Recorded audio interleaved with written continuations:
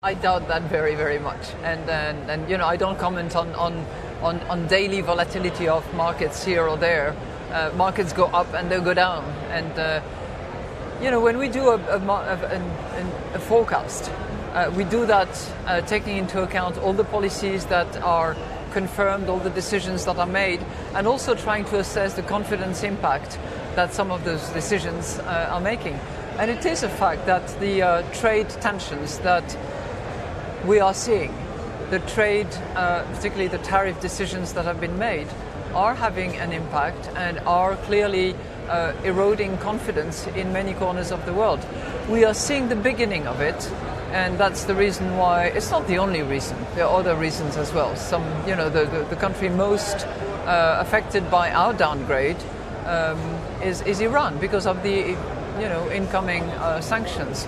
So our forecasts, I think, are completely legitimate in that respect.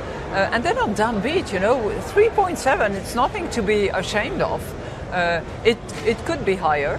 And personally, I would certainly wish that we take all the right policies in order to have more growth. So de-escalating the trade tensions, sitting around the table, addressing the issues that the system has, and proposing new terms and a new legal framework within which trade operators, companies, the enterprises, the SMEs, the big corporates can trade and can expect the terms of trade is, in my view, an imperative if we want to continue to see growth. Is that something that we should be very worried about, that this actually could go on for some time and that there will now be a lack of demand for emerging economies from China?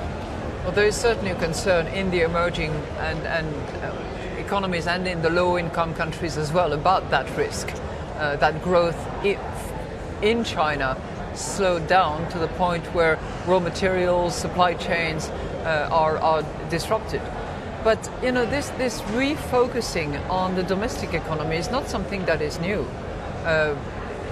And for the last 3 years or so, the Chinese authorities have agreed, and I think all of us were quite, you know, supportive of that shift and that rotation, have agreed to refocus on their domestic market, to be less export-driven, and to actually reduce the imbalance created by their surplus.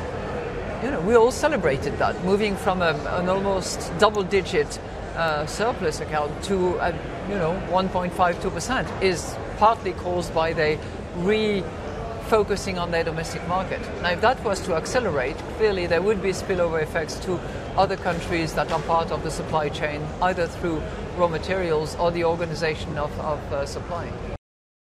Hey everybody, it's Hadley Gamble from our new CNBC Middle East Bureau in Abu Dhabi. Thanks for stopping by. Now, to watch more, you can try one of the videos that just popped up on your screen. And don't forget to subscribe.